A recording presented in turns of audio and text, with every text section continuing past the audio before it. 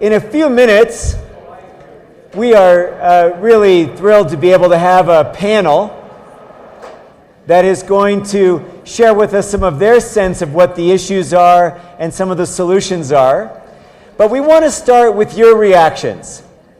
So as we all find our seat and begin to think about having a conversation of significance tonight, there are mic runners right up here in the front or in the aisles. And we want to just have a few very brief reactions to what you saw and what you thought was most significant. And if you wouldn't mind, just say your name, maybe what part of the county or the city you're from, and just tell us what struck you about what you just saw for not only fellow folks here, but the folks who are watching live streaming on the web tonight. So, what struck you about what you just saw? Right here, young man, right behind you there. Please, you got the floor. Tell us your name and what do you think? I'm Josh Lemke. Great, thank you. What was significant about what you saw tonight, Josh? Like how many people were overweight in the country?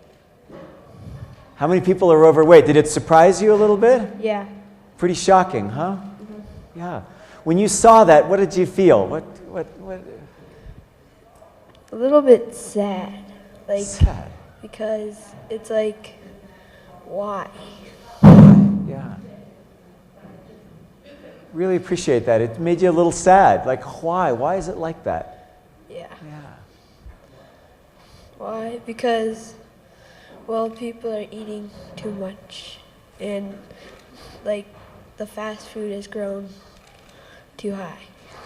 We're eating too much, but like you're saying, it's the fast food and some of the stuff that we're eating. We all got to eat, but it's what we're eating that's hurting us. Is that right? Mm-hmm. Yeah. Thanks so much for being courageous and being the first person to set up and speak. Right on. You started a great conversation tonight. Right here, please.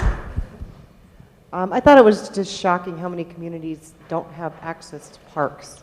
We're really spoiled here in Colorado Springs with the amount of land and trails and things that we have access to, and I thought it was sad that a lot of these children don't have anywhere to play.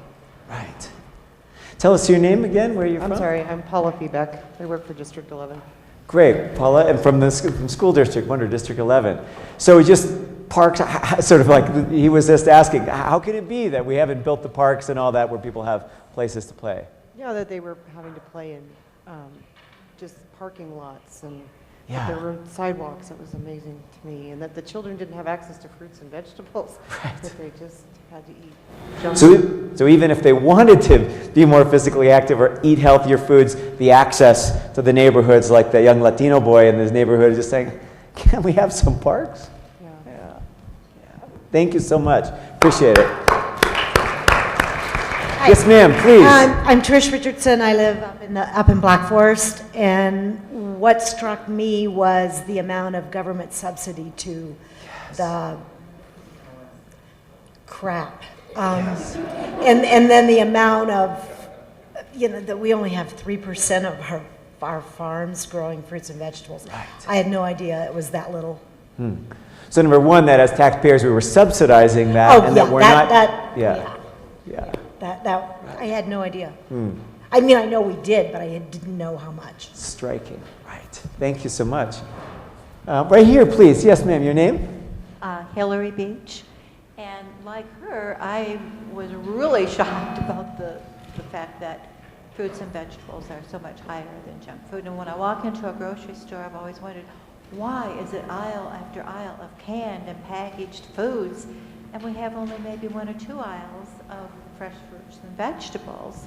And I think another problem, which maybe they didn't mention, is that all the packaged foods, you don't have to like to cook to make those, but all the fruits and vegetables, you have to clean them and make something. And I think that's part of the problem. I know I've lost 70 pounds, and I still have 30 more to go. Oh, wow. And if you don't mind us putting you on the spot, what did you do? That's such an inspiration. Well, I became diabetic, so that was definitely a inspiration. Wake-up call, yeah. So then I started changing the way I ate, and first just walking, then finally getting into hiking, and Now I use an exercise room, and I still have 30 pounds to go, but but I hate cooking. I mean, it was so nice just to go out to restaurants and sit down and have someone serve me, or I didn't like frozen packaged food, so that's not how I put it on. But I think somehow, I don't know, we need more, something to encourage people to learn how to cook and make things. I mean, I hate it, but I do it now. Wonderful. And how you feel it? Oh, much better, much better. My diabetes is getting more in control, and the more weight I lose and everything. So. And here, yes, ma'am. Hi, my name's Betty. I live in Northeast Colorado Springs, and I happened to see that you were going to have this program tonight, and I'm really thankful for it. Thank you for your sponsorship and for everyone who did. First, I've had a lot of health problems in the last couple of years. I'm sorry, I'm going to cry. I'm one of those people, the weight almost killed me, and it still could. Although I am down 50 pounds from my heaviest, I've lost 20 in the last couple months. In the past 2 years, as a result of weight, overweight, fat. So Americans are scared to use that word, but we don't need to be politically correct. It's not overweight, it's fat. I know I was fat, I know I still am. Because of that, I had ovarian cancer. They haven't proven that ovarian cancer is only because of weight, but it certainly doesn't help. I have type 2 diabetes. I've just had 2 knee replacements in the last 3 months. I have high blood pressure and high triglycerides. So I'm only 51 years old, and I don't want to die. And so I thank you, and I hope they bring this back every year, every 6 months, whatever it takes. And I really do hope, I'm speaking to you, Miss Commissioner down there, that you will do everything in your power to make weight loss a priority in our county. I get the bills.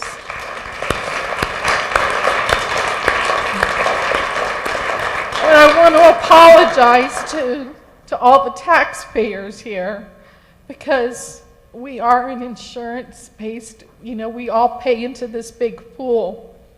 And every one of you taxpayers in here help pay for hundreds and hundreds of thousands of dollars in the last 2 years just to keep me alive. And I want to thank you for that. And I feel guilty for having let myself get the way I did. But one thing I do wish they had done in the documentary is it all started with a mental health issue. And I wish they would look at that, because I believe you will find a lot of people who start out with mental health issues will become very withdrawn, become very agoraphobic, and then what do you do but eat? So I'm getting better. I'm losing weight. I got my knees replaced. I'm dressed like this right now because I just got out of physical therapy. And we're going to lose weight together. And I hope to live a long time. Thank you. Thank you so much for sharing from your heart, and you're worth it. Well, how can anyone turn down an offer like that? To have somebody come up and step up to the plate to be a leader for that, and certainly I will. Last weekend I was out cleaning up Monument Valley Park with the mayor, and since he's not here tonight, we'll just go ahead and we'll start a walk with the commissioner on Saturday mornings. So Saturday mornings, 9 o'clock, and if you guys will all go to our county website or have leave your email addresses with us, Certainly, we'll be posting every Saturday morning where we're going to be starting to meet to walk those 102 miles together. Here, here. Wonderful. Thank you so much. The action begins right here. And we'll have another couple comments, and then we'll invite our panel. But gentlemen, right here, please, sir. Hi, my name is Jim Lemke. I'm Josh's dad. Oh, yeah. And, first of all, I applaud the lady there for who's taking the steps that she has done to, lose the weight, and this lady here. That's tremendous effort it takes to do that. My comment was on the tape that really surprised me was the amount of years it took to get permits. Sorry, Commissioner, from a city to get a park built for those. for those young lads and girls that wanted to play in a park. I bet if a McDonald's was being built, it would have been done in less than 6 months. So that was very shocking to see that it took that long to get a park. Here, here. Excellent point. Thank you. And goes right to the heart of what government can do to be part of a solution with citizens. Yes, right here, please. My name is Becky Mars, and I work at Care and Share Food Bank. I actually run our Cooking Matters program, which is a nutrition education program that teaches families how to cook healthy on a budget. So fortunately or unfortunately, a lot of this information was not new to me. Some of the statistics were, but the concepts are not. And particularly the disparities between incomes and the neighborhoods that we saw is kind of near and dear to my heart. But I think my favorite part was watching what people are doing about it. And that's why I'm so excited about the Healthy Community Collaborative and the new Walk with the Commissioner, because I think that's fantastic to watch those. Thank you so much, and all of what you're doing to actually bring healthy foods into our food safety net. Great, we'll have this comment here, and then we'll turn to our panel. Hi, my name is Stephanie, and I'm actually a heart disease survivor. And what hit me in this great video was the comment that things that obesity and all the trickle effect can cause something like heart disease. And I am like that country song. I lost my house, my job. I'm on disability now since age 42, which is about $1,200 a month. I had to start my life all over again, and it's a battle I fight every day. And I don't wish this for any of you, your family, your friends, your coworker. It's not a life you want to go to, and there's complications, with medications and tests. So I want you to remember that this can happen to anybody, and obesity is a big risk factor for heart disease. So I just wanted to comment that this can happen to any of our family members. So remember this story when you think it won't happen to you. It does happen. Thank you so much. Now, we're absolutely going to continue the conversation with everybody in the room, but we're really fortunate to have some thoughtful leaders here in our community that I'm going to ask to come on up, and I'll introduce them briefly, and we'll get the conversation started. So please join us here, and I'll introduce you. Yes. And while they're taking their seat, I'll just let you know, we'll talk a little bit more towards the end, but there are screening kits that are available to get the guides about what's in all of the films. You can get the DVDs. You'll be able to have dialogue guides and activation kits that'll be available not only on HBO.com, but on kp.org and the communitycommons.org, which is another site that's helping the nation have this conversation. So towards the end, we'll move there. So to my panelists, I'll briefly introduce each of you. To my immediate right, first of all, Rick Hughes is known to many of you as the Director of Food and Nutrition Services for Colorado Springs School District number 11. Rick has an extraordinary passion for service and quality and what to do for children, and has done a tremendous amount to help bring healthy, sustainable food to our kids here through our school system. To his right is Dr. Lisa Ramey. Lisa's a pediatric provider at Peak Vista Community Health Centers here in Colorado Springs. She's also an adjunct associate on the clinical professor at Rocky Vista University College of Osteopathic Medicine up in Parker, and has a passion for addressing childhood obesity, and serves with the National Healthcare for the Homeless panel. Next to right is Kelly Vivian, And Kelly Vivian is the Director of Development and Sustainability for El Paso County Public Health. She spent more than 15 years in fund development and has brought millions of dollars to this community with her teams to help address health here.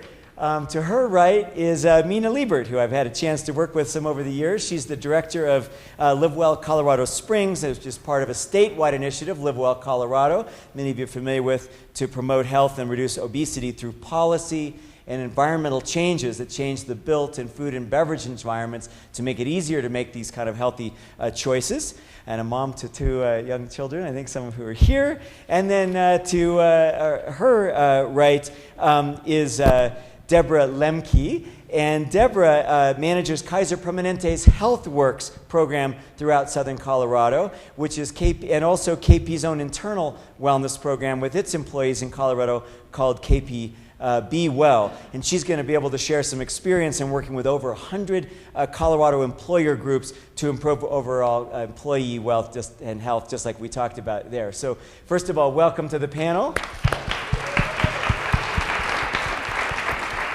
And with respect to all of you, I just feel first, Dr. Ramey, like turning to you, if I could, to begin with. And maybe we spend a couple minutes on what's really at the root of the problem, and then dedicate the bulk of the conversation tonight to what can we do, the action that you're all talking about. So you're a pediatrician. Young people, young children and their families come in and see you. And can you describe to us what you're seeing, and from your experience, what's really at the heart of the problem here that we need to understand so that we can take actions that are going to really make the difference? Dr. Ramey? That's a hard question. There is no one specific problem. It is a multifactorial problem. And the biggest frustration that I have as a pediatrician is I have a parent who's looking at maybe an overweight child, unhealthy weight child, obese child. Different terminology, it all means the same thing. However, their child is active, playful, does not have chronic disease yet. But for me to get that parent to understand that it is not always going to be that way is very, very difficult. That is a huge battle. You know, I think we all have heard that, well, they'll grow out of it. No, they're not growing out of it. If you have one obese parent in your home, you as a child, you are doomed already 79% to be an obese adult. And then there's genes that come into play. Well, sorry, but genes really is only less than 5% of the problem. And so it's a constant battle to be able to get parents, aunts, uncles, grandparents, caregiver, whoever that child is with, the majority of their waking hours past school, to understand that we are looking at the first generation of individuals who will have a shorter lifespan than their parents if we do not get this under control. And honestly, I think some days we're done in the office and I'm like, oh, I wasted so much time. I feel like I've wasted so much time. However, you have to look at the global picture and realize that we're not wasting time because of things like this that we're seeing. Now, unfortunately, the obesity epidemic, what struck me in that video was the obesity epidemic started in 1980. We're 30 years into this now, and I still feel like I'm trying to dig myself out of a hole personally, and we are as a society. But I think then what we need to do is turn every negative into a positive and realize that we are making change, and it will happen one step at a time. But it is one step at a time, but we're getting there. We're getting there. And we continue to strive at Peak Vista Community Health Centers, trying to work with our patients, trying to understand them culturally in a way that we can then communicate with them effectively without patronizing them, without hurting their feelings, without offending them. The second that happens, I've shut the door and I've failed my patient then. And so we continue to strive and work with community members and our patients to see what we can do that works and makes change.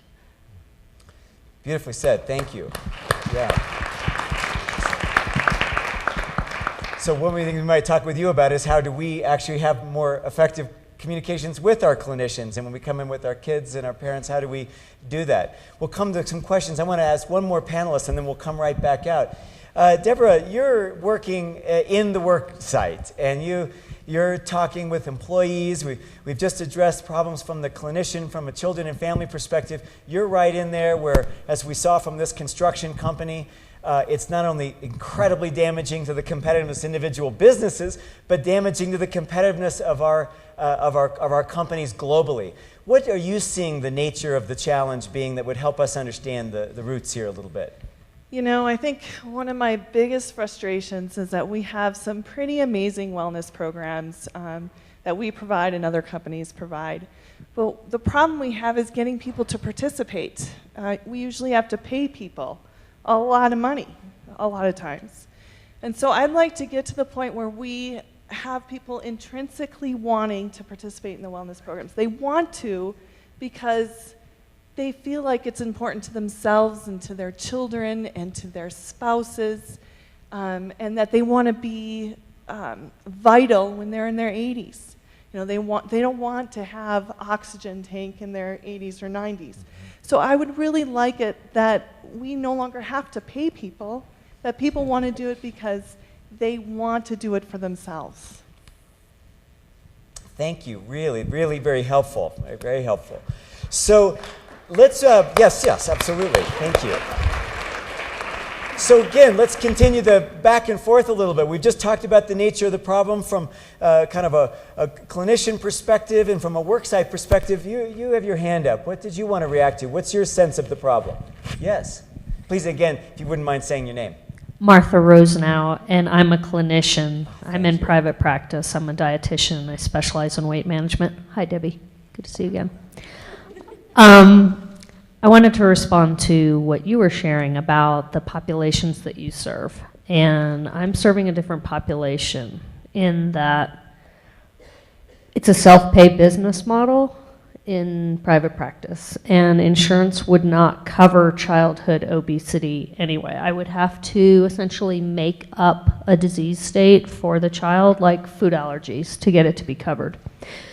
So with that said, I just wanted to point out that the problem is bigger than the low-income ethnic population, and what I see in my practice is that the family will call, like the parent will call for their child, and they want to send their child in all by themselves to come see me, as if it's the child's problem that they are overweight. So I insist that the entire family come if the issue is that one of the children is overweight.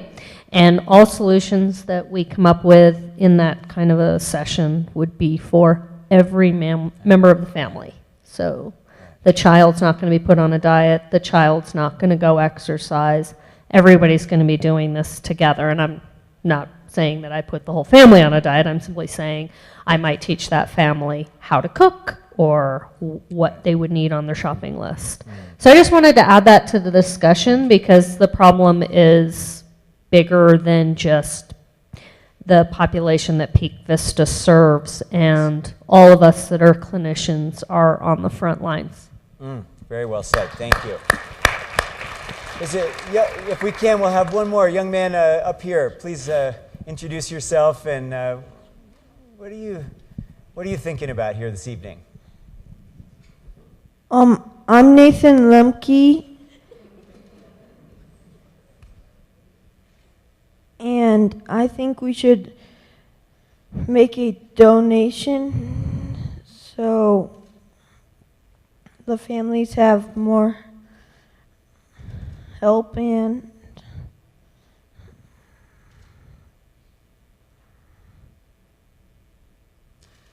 so if I'm hearing you right, you're talking about that together we might be able to work with some of those families that are struggling to buy healthy foods, and so that there's some choices that are more, am I getting you right there? Yeah. All right, thank you so much. Really appreciate you stepping up and contributing tonight. So let's turn, if we can, maybe to the school environment. Rick, you're right in the heart of it, where kids are every day. You're doing absolutely so much. What are you seeing as the nature of the problem, and kind of how are you starting to turn the tide where our kids are for a big stretch of their day and where they're eating a lot of their meals increasingly? You know, I think the nature of the problem is that we live in a John Grisham novel right now. I think that you know, the villain is out there, and the villain is selling food at great profit, low cost. You heard about in the movie tonight that bag of chips sells for 25 cents in the low-income neighborhoods, but in the high-income neighborhoods it sells for 75 cents.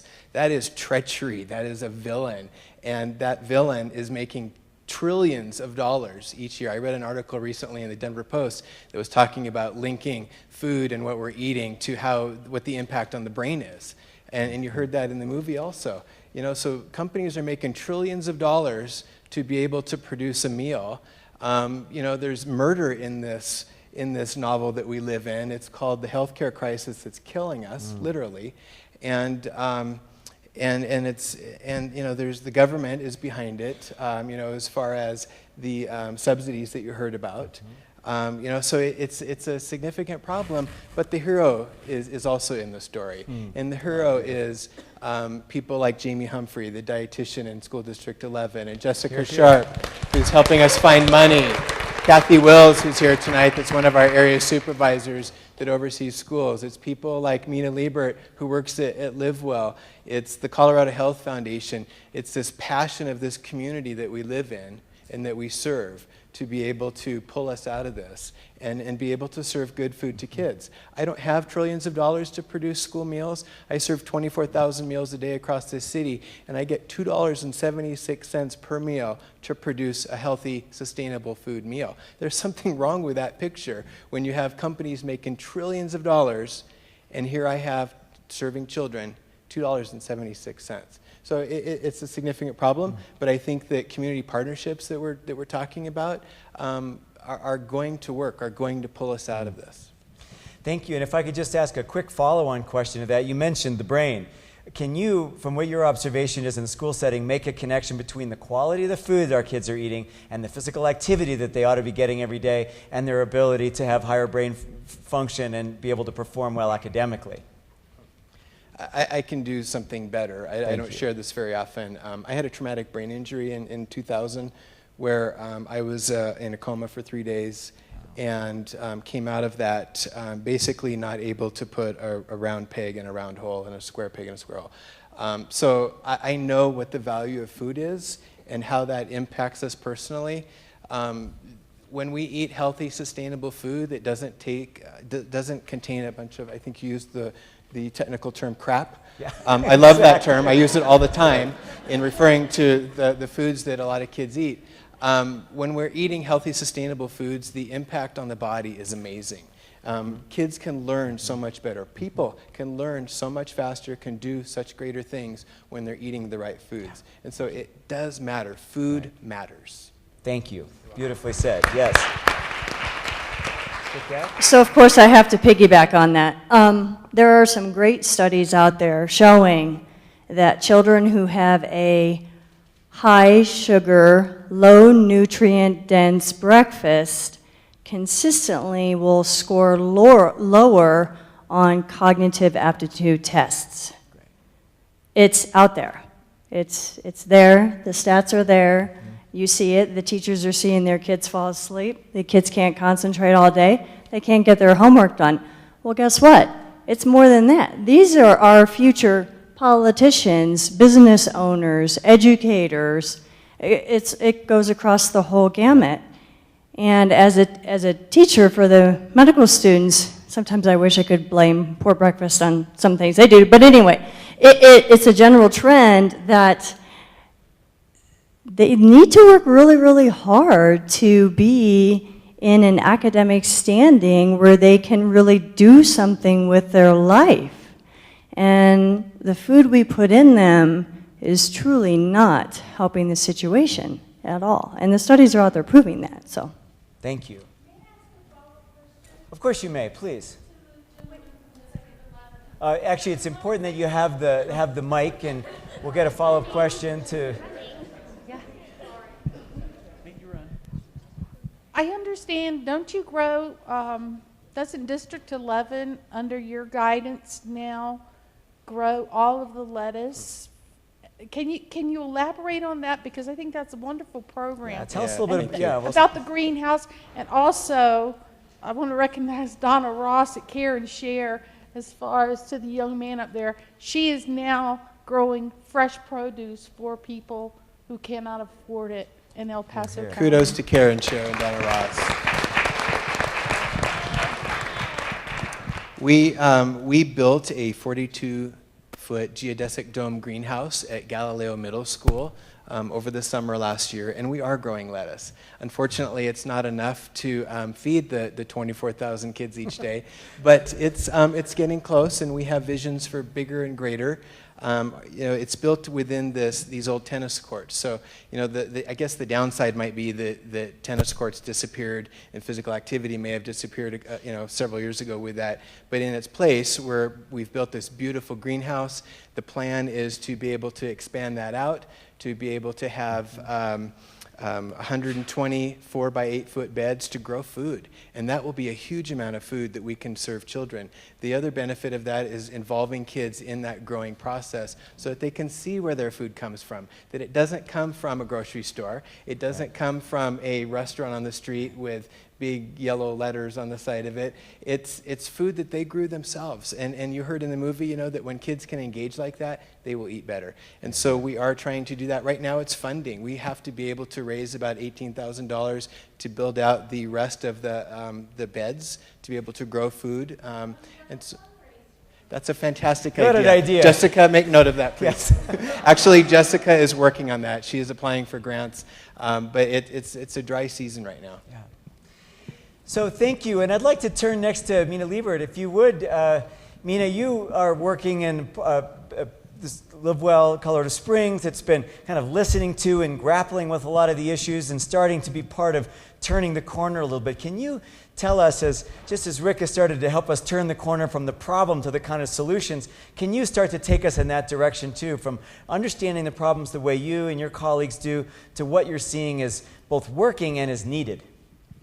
Well, I believe that we are truly a product of our environment, and like in the movie, we see that what we are exposed to is really a big part of what we do and how we do it. And with the work that we do with Live Well Colorado Springs and Live Well Colorado, we are really trying to change the system and create a movement on why it should be important to eat healthy and be physically active. And again, it's not going to change overnight, but we have really, the collaborative effort is truly what it comes down to. I think Rick alluded to that, because if we aren't working together, we have scarce resources. We have very, very few, FTE, individuals to be able to devote the time and effort to this work. So we have to work together. And what we try to do as Live Well is to really bring those connectors, be the connector, be the networker. And it sounds very, very simple and simplistic, and it truly is, but it's a matter of getting the same people that are trying to do the same thing together in the same room to create a solution. And this is a huge piece of that puzzle. Fabulous. And what the message is that I'm taking away from your saying is there's really a job for all of us, and that we all need to be doing what we can. Fair? Absolutely. Yeah. Okay, yes. Thank you. Before we come to yes, thank you so much. Well said, very well said.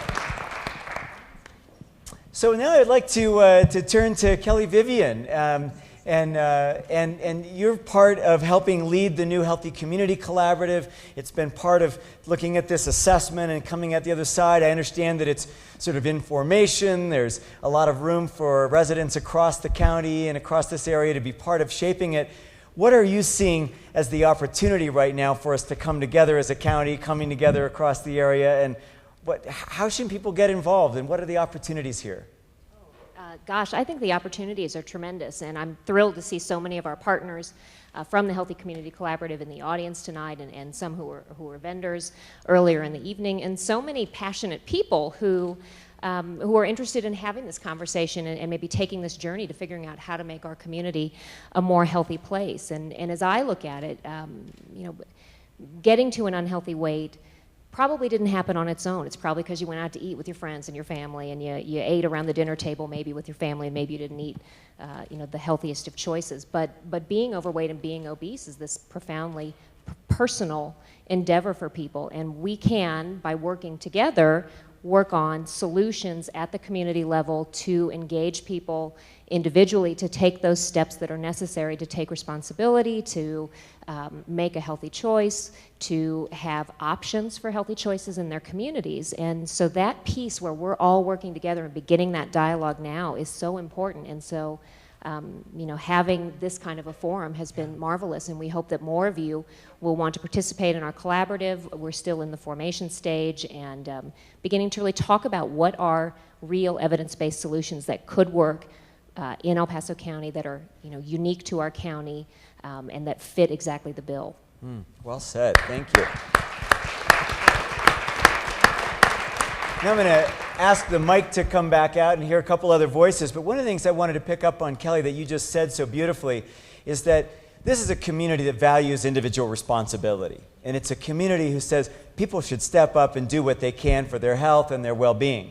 And at the same time, you articulated so beautifully that we also have to make sure that there's meaningful choices, that there's actually meaningful access to safe places to play. There's meaningful access to healthy, affordable foods for all of us. And so that there's a lot that we can do to, yes, change individual behavior, but how are we working collectively with business, government, nonprofits, residents to come together to make those choices possible so that really both fit? Is that... Actually, I think you said that way more articulately than me. Yeah. So I think there's a... Yes, sir, please. My name is Larry. I live in the 80918 zip code, which is used to be Northeast. Now it's Central Colorado Springs. My question is, as an individual, I'm retired, have some time to volunteer.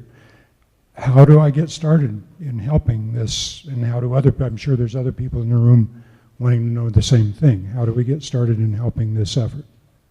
Oh, thank you. Beautiful question. So here's a chance to hear east of this. He's asking how to get involved. So who would like to start off? Well, I would invite you to get in touch with me through the health department, to come to the Healthy Community Collaborative. There are other places you can get started. The fact sheet that we handed out tonight from Live Well, Colorado, about 10 things you can do. But if you're interested from that community perspective or a systems perspective, you know, we would invite you to enjoy us. But I don't want to steal the thunder of my colleague David Pump, who's gonna really bring the call to action out in a few minutes. But I don't want to steal his thunder, but I'm thrilled to hear that, and I hope that all of you that have expressed an interest tonight will consider you know, helping us move together, because it can't just be the partner agencies that are together now. We need more citizens, we need diverse perspectives, and we need you know, more sort of feet on the ground, because I personally believe, and I say this as a fundraiser, that a lot of this stuff can happen simply with the will of the people. If people get behind something, the funding follows, the legislation follows, and community engagement and interest follows. So thank you, and David will give you the big sell. Anyone else want to speak to? What can a citizen do to step up? Go Rick, and then we'll go to... Yeah, I was just going to say that, you know, we as a community get to vote on our food system every time we purchase. You know, so basically we get to vote on our food system 3 times a day, breakfast, lunch, and dinner. So we make the choice of where we put that money. We can purchase locally and buy and support our local community, local farms, local meat, fresh produce. It's here in our community. Or we can make the decision to support factory food. You know, and when I talk to kids and talk to parents, I say, you know, where do you want your food to come from? Some mad scientist laboratory on the East Coast, or do you want it to come from Ranch Foods Direct and the local ground beef, or do you want it to come from Marcy Namus Greenhorn Acres, where I know who's growing our food? Right. You know, so we really have tremendous power in our purchasing. Thank you. One of the things I wanted to so beautifully said, And if I'm hearing you right, that if we start purchasing more locally and regionally, we're having access to healthy, affordable food regionally, but we're helping grow the strength and resilience of our local and regional economy in the process. This is a business proposition, so forth. I want to get some other voices in because we're down to the last couple moments. But yes, ma'am, very briefly, and then we'll hear final words from the panel. I just have two suggestions. Please. One, Karen Scher does a... Just hold it straight to your mouth. Very nice. Thank you. Karen Scher does a wonderful job. But the problem is the places where the food is picked up by the residents, Yes. they don't have refrigeration. We need to somehow, as a community, make sure they have refrigeration. The fruits and vegetables and everything are already starting to deteriorate by the time the people get them. So obviously, if you get stuff that's all rotten, you know the people aren't going to want it. They'll go for the other stuff. The other thing is, and other cities have done this in other places, there are a lot of people, as we saw in the movie, that can't get to any place to exercise. We could have a bus during the summer through fall when people can hike, and it can go from park to park and take people there so they can get to the trails and hike and bike and do things like that. And we don't have anything like this. That's it. Excellent ideas. Excellent ideas. That are both great for the economy, great for health. What I'm going to ask to happen here in the next little bit is, good, pointing in different directions. If somebody wants to speak? Did you want to speak from? Is a burning question from? Want to say something? Will you have your hand up, ma'am? Okay, this is the. Sorry. We'll have a comment. We'll want to hear your comment, please, and then we'll hear a closing comment from each before we turn to Dave to what we can do next together. Yes, ma'am. You have the floor. Hi, my name is Angelina Velasquez. I am a single mom of 4 kids. And unfortunately, the cost of the healthier foods just really was not able to put food on the table for the kids. You know, I had to make really tough decisions between a package of hot dogs I was going to feed all of the kids, or maybe a head of lettuce and some tomatoes to go with it. So, you know, although we're looking at this and we're saying, you know, we need to have more fruits, more vegetables in our diets, unfortunately, when you're a single mom, you're working, you know, I received food stamps for a short period of time, and that was very minute. You know, it didn't really, how can I put it? It helped, but it didn't take care of the problem to where I could put more healthier foods on the table on a regular basis. And so I see that, you know, there's so many different things that need to be changed, including, you know, the cost of the fruits and the vegetables.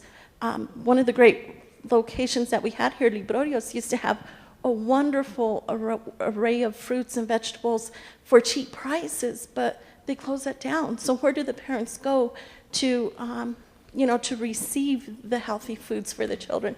And how do we implement that with our children? It's not just about buying it and taking it home.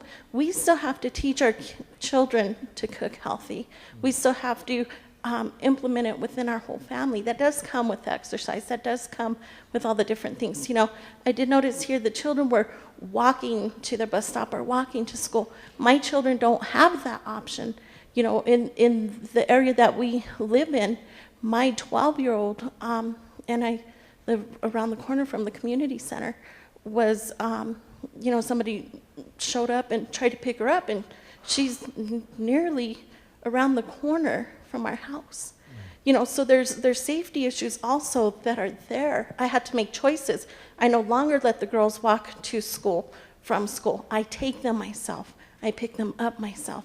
You know, there's a lot of different situations that we have to look at also.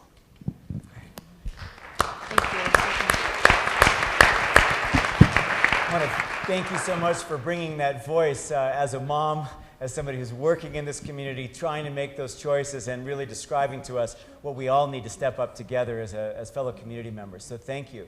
I'm going to ask the panel, if I can, just kind of in a half a minute each so that we can keep our time commitments tonight, just to point us to one thing that you think is either promising, that you want to make sure we're aware of, or is something that we can be doing together before we turn it to Dave to bring it home this evening. So can we start here at this end and bring it home for us? I think what we saw tonight was that the society we live in doesn't really support health and wellness. But we also saw that there are a lot of things that are going on both in our community, and it showed on the video. And I would say, you know, if you have time, if you can volunteer, if you can participate in the Healthy Collaborative, to do that and to help us as much as you can kind of turn things around for us. Thank you. Good for health and good for business, as you pointed out. Thank you. I would say to be an empowered citizen. It really comes down, you know, a lot of it is individual choice. However, we have an opportunity to create real culture change. It takes one person to show the passion and to show how excited they are about trying to create a healthy community. And once you see it, it becomes infectious. And really, it's about just empowering yourselves and being educated and aware on why. Thank you. Kelly.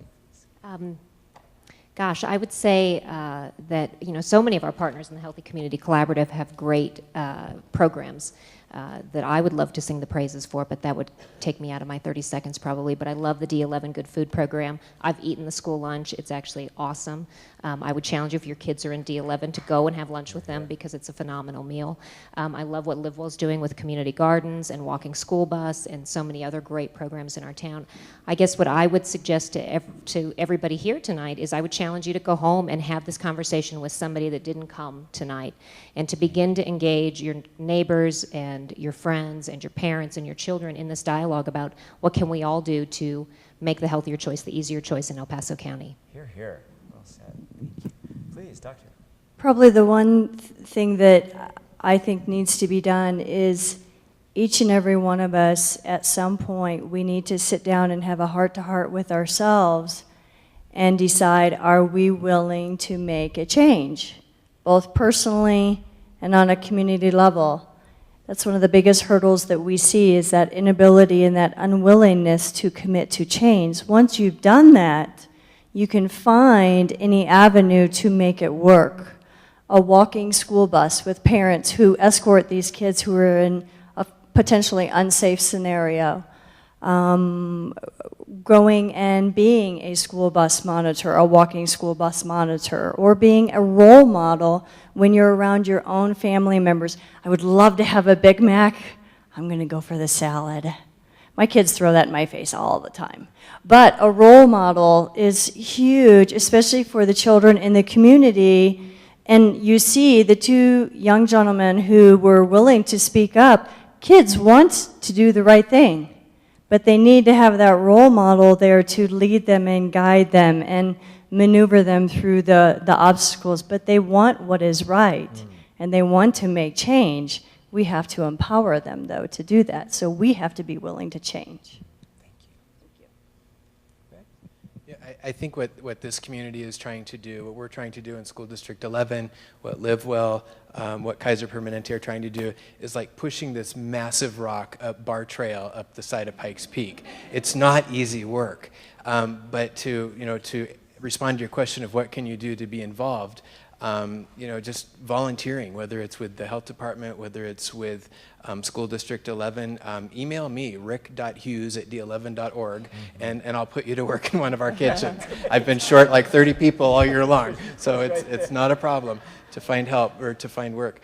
So it's a worthy effort, and it's something that we need to do. Oh, and by the way, summer food service program. Healthy, sustainable meals in about 35 locations around the district this year. When I came to Colorado Springs 15 years ago, we had like 5, and we're up to 35 sites around the city this year. So more information will be coming out on that, and maybe Stacia will help me promote that program. It's awesome. Panel, thank you so much for your wisdom and insight this evening. Really appreciate that. And in a minute, we're going to turn to Dave, who's going to close it this evening.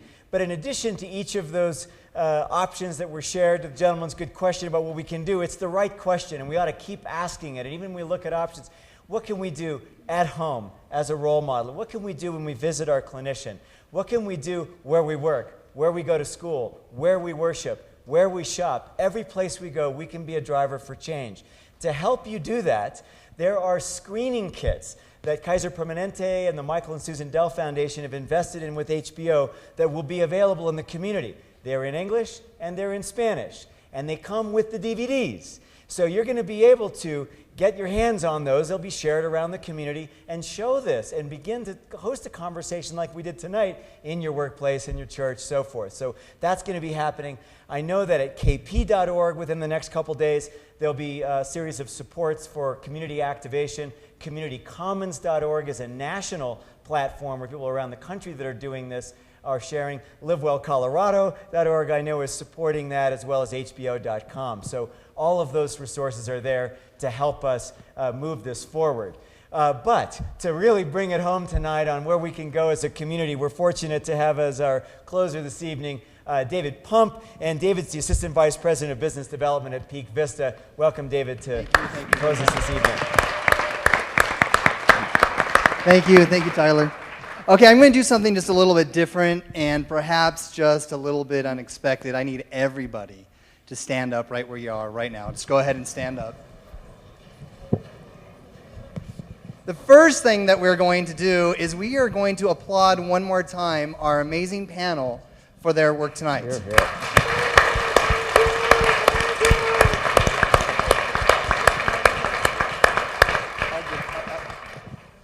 And you're supposed to be at the Santa Fe Trail in Woodman, 9 o'clock tomorrow morning to go walk with the commissioner. Santa Fe Trail, Woodman. Woodman and I-25. Good. 9 o'clock tomorrow morning. 9 o'clock tomorrow, it starts. Right The next thing I want you guys to do is look at each other and applaud, because we had a great conversation tonight. Thank you very much for doing that. Good job. Are you guys going to stay there? This is good. Okay, now you're not sitting down yet. You thought you were off the hook. I want everybody to put your feet just a little bit out from like wider. Bend your knees just a little bit. We got to get a little bounce going on there. And what you're going to do is you're going to take your hand. It could be your right hand. You could take your left hand. Go ahead. I'm serious. And not high. You're not pledging allegiance or anything. Yeah, I want you to keep it down like this, and you're going to do a small push. Do not hit anybody in front of you. That would be bad news. I want you to push like that, just real quick. Okay? And when I count to 3, we're going to go and do that push, and you're going to say stop as loud as you can. Ready? 1, 2, 3. Stop. Okay, we can do a little bit better. Try that one more time. Bounce your knees. Let's get the bouncy going on. Get your hand. This is really authoritative stop. All right? Ready? 1, 2, 3. Stop! Oh, that's so good. Okay. Then we're not done. We're going to try that again. Bouncy knees. And we're going to do stop. And then you're going to take both hands. You can go like this. You're going to say reverse. Reverse. Like that. Okay? Okay? Here we go. All right, bouncy knees, 1, 2, 3, we're going to say stop, and then reverse. Here we go, 1, 2, 3, stop! Reverse! Try it one more time, 1, 2, 3, stop! Reverse! Give yourself a hand clap right here. Shake it out just a little bit. You guys are just like those firefighters on the show tonight. Go ahead and take a seat. Real quick, I know you are so intelligent and so smart, you know that I was trying to trick you. You know I was trying to get you guys to physically stand up and to take a stand to reverse, to stop, and reverse the trend of obesity in El Paso County. And I know you knew that, right? You automatically knew that? Well, that's great, because you know this, that a healthy choice today is far easier than a corrective choice tomorrow, right? I know you're wowed by that, and you have your pens and paper, and you want me to say it again. A healthy choice today is far easier than a corrective choice tomorrow. Thank you. Woo! Can I get that up in here? And I have some easy choices for you to make today. They're very easy choices. The first one is 10. Put all your hands up just like this. You don't have to stand up this time. Hands up. Both hands like this, because it's 10. We have 10 fingers. Thank you very much, Kathy. With energy. I see that. Thank you. Okay, you can wiggle them. You can do jazz hands if you like to. In fact, 10 points if we do jazz hands. That's right. You have those 10 fingers that represent the 10 choices that you have on this piece of paper right here. Do you see this right here? You have 10 options to change El Paso's obesity trend by looking at these 10 easy things that you can do. That's 10. Then you have to take away 6. This is kind of hard to do when you only have 5 fingers up. But take away 6, and now you have 4. You have the option to be involved in healthy community collaboratives. That we're just talking about 4. And it's 4 work groups that we're involved in. You're interested in schools? You want to make a change in schools? We have a work group for you. Thank you very much. That's one of them. I like your hands are still up. That's great. 4. No, it's okay. You don't have to put them down. 2. The second one is workplace. How many of us spend hours and hours at the workplace? How about we make a change right where we live in the workplace? Second one, community outlets or community places. Thank you. That's where we create community with one another. That's where we need to make change. And the very last one is the most incredible one. It's true. Food service. From the farm all the way to where we eat them, food systems. Thank you. Woo! I love that one. If you sign up for that one, you get to be with me because that's my workforce, or work team that I get to be on. So 10 easy choices for you to make a change in yourself. 4, to be involved. El Paso County Health.org. Thank you. You can go right there. You can sign up, get the data for there. And then there's 1.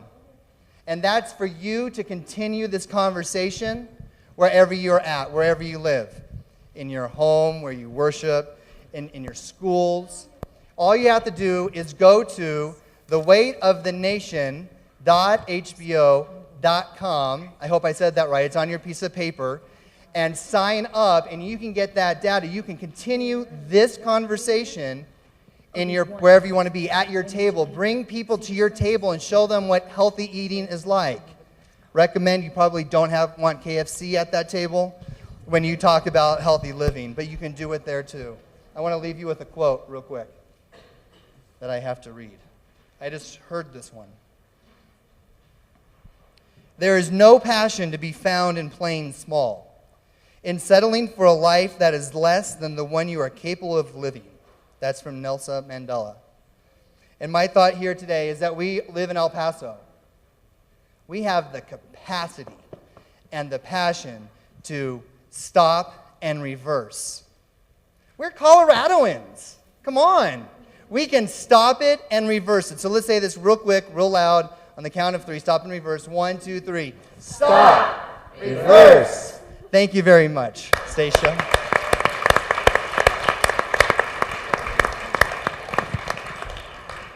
So before we let you go tonight, we do have 2 door prizes.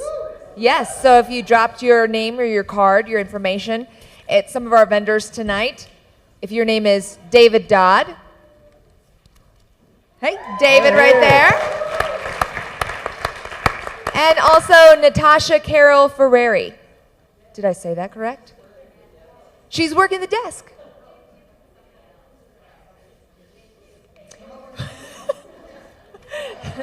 Yeah.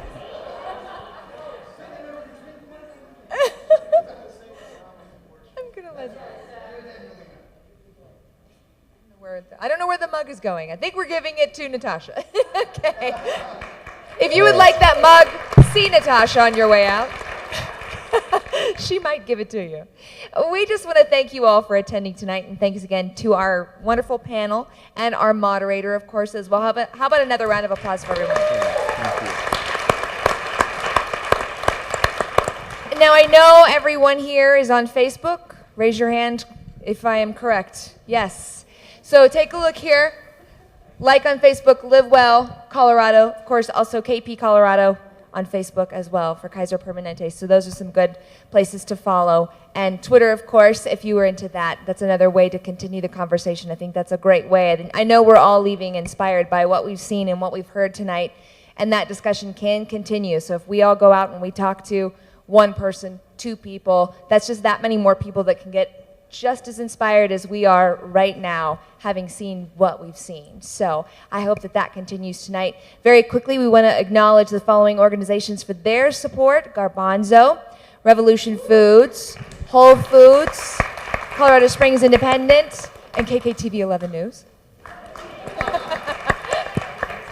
It's on the script, I swear it. I didn't just say it, I promise. But we also want to extend, of course, a tremendous amount of support and applause as well for El Paso County Public Health and the county for what they've done tonight and allowing us to all gather here and learn a little bit more about how we can all be healthier as individuals and then as our families as well, and as a city. It's kind of awesome to all be united in that effort. So definitely thanks to them. So we hope you leave here tonight inspired to live that healthier, more active lifestyle, and we encourage you again to continue the dialogue and momentum of Weight of the Nation. Thank you guys so much for being here tonight.